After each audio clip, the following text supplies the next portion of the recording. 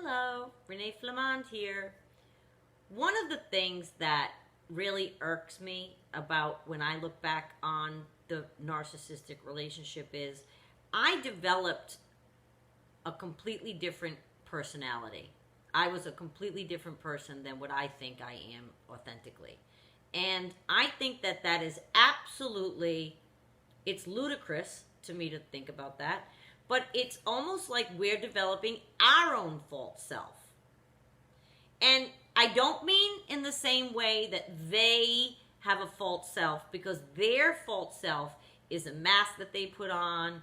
They're trying to sell you one thing, do another. It's calculated, manipulative. That's not what I mean.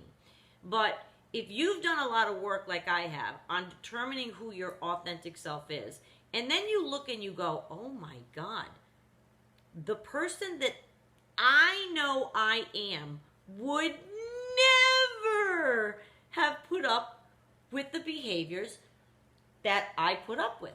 I would never have ever, not even one thing. So you think of the 487 things that your narcissist has put you through. And maybe you've been there so long that you can't even remember your authentic self. Been here 30 years, Renee, I have no idea. Think about back to your childhood, teenagedom, 20s, talking to your parents. What books did you read? Talking to friends. What did you envision for yourself? If you've landed in a place that has a bunch of things happening that you didn't have on your list, which you're in a place like that if you're with a narcissist, then we have to develop a personality to deal with that. Abuse victims do it all the time. They come up with false personalities, fake personalities to deal with the trauma, right? They say like schizophrenics do that. If there's a tremendous trauma, that another personality comes out to help them deal. Now that's a much more severe disorder than what I'm talking about. But when we're in a narcissistic relationship, isn't that essentially what's happening to us? We're developing a false self of our own in order to tolerate that behavior. I would never have ever, not one thing, I would have been out of there. And I look back at the list of infractions, and we know the list of transgressions that a narcissist can put upon you is very, very long. So pick one. Think of any one of your own. And I just, the thought of what happened to me, where did I go? Who was the girl that tolerated all that? Who was she? And why did she? I developed a false self. I think we all do it as a coping mechanism. And that false self is tolerating things and wishing and hoping and praying and toiling and working and trying and trying and trying and trying. And that is, and when I say a false self, it's because I don't want to think that that will ever happen again. I want to think that that was a temporary state of being for me. I don't know why it happened. Well, I guess we do know why, because we're starting to become educated, yes? But it really is devastating to me to think that for all that time, even though my time wasn't as long as some of yours maybe, but for any length of time, I let my authentic self, go to sleep? I've done a lot of work to discover who I am at 53 years old. And I just feel like I just not only put up with certain things, who was that, and I lingered for more and more and more. It's heavy. I'm in it with you, but this knocked me out because the true me would not have any of this. And if you find yourself sitting in a place where you're thinking, how did I get here? My God, this is not what I envisioned for myself. This was not on my list of qualities.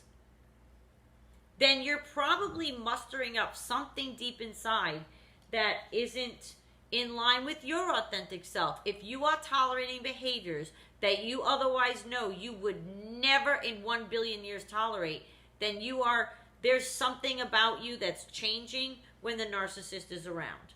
And you are becoming a false self of your own in order to deal with them. A false self of your own to deal with them. And you know, the victims of narcissistic abuse come in all shapes and sizes. You could be a real tough person in real life. You could be a sharp lawyer, policeman, fireman, real sharp kind of person who's otherwise not fooled. And guess what? You get around a narcissist and you get to become a victim of narcissistic abuse, and suddenly you're like a little lamb. That's a false self, in my opinion. What is happening to us? Why are our authentic selves going to bed? And it makes no sense to me. My own behavior makes no sense to me at all. Even with my knowledge of trauma bondage and the whole cycle, I am floored that my behavior was to stay and to tolerate that. So his false self is, okay, he is my pronoun. We've talked about that before, whatever pronoun is yours. He behaves one way, says another. So I behave one way and full well know another. I'm behaving one way by accepting, and I full well know what's going on. You know another thing is happening and you're accepting it. It's false self.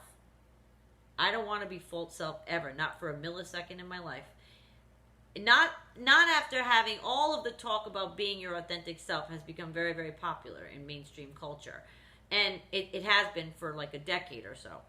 And I have done a lot of work on that because I want to be the same person no matter who's around. If I'm in front of my daughter, my cousin, a friend, their parents, my whatever. I try to be the same person across the board.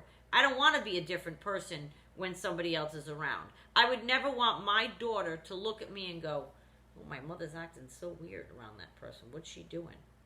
And I bet even if you're not dealing with huge, crushing issues that generally are dealt with in private with your narcissist, you're acting different around your narcissist. I bet other people can see it. Because you can't possibly be happy even when you're not talking about the stuff. So you have people over and you're trying to be, oh, let's play Pictionary and have dinner and have a couple over. They probably can sense it.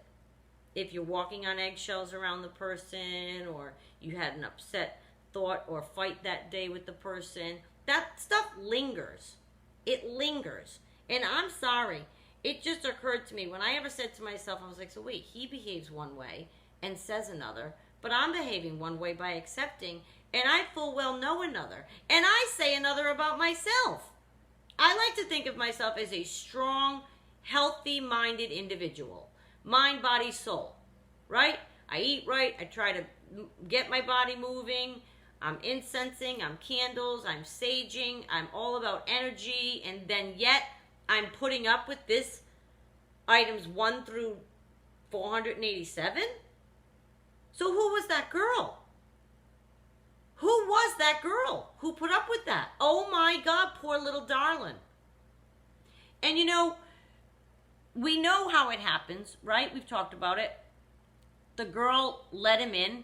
There was a day that I had, or a moment that I had, where my self-esteem or self-love wasn't completely in check, and they got in. Okay, but now that we're educating, and now that we're listening, and now that we're uncovering these reasons, let your authentic self come out and play. Wake them up and let them talk to you. Have a conversation with your authentic self. Say, wake up, I need help here. Because I venture to say that your real strong self way inside wouldn't tolerate this either. Just try to find that person. Think back to the list you had of qualities you wanted in a person. I doubt any of what you're experiencing was on your list. Yet we just accept it and we tolerate it. And we hope and pray and try and cry and no. So I'd like to I never want that person to show her face again. I don't like that I tolerated all that. I am not regretful of my path. I like that I learned this lesson, and I accept that that was my path and my journey, but I don't want her to ever come out again. The person that tolerated that behavior, that kept accepting it, that kept listening to explanations, looking for clues, asking for, answers. I don't like her. I didn't like her. It was a very uneasy feeling for me. The whole thing felt like a tightrope walk, and that is not me. That's not how I live my life. I don't recognize who that was. But I think if we're not careful, I think that, or I think it probably you have to. If you're getting abused, you develop somebody that can handle it. And she may not, or he may not reflect who you think you are deep down inside. So wake your person up. Get your person awake and take back control. Because if you stay in that too long,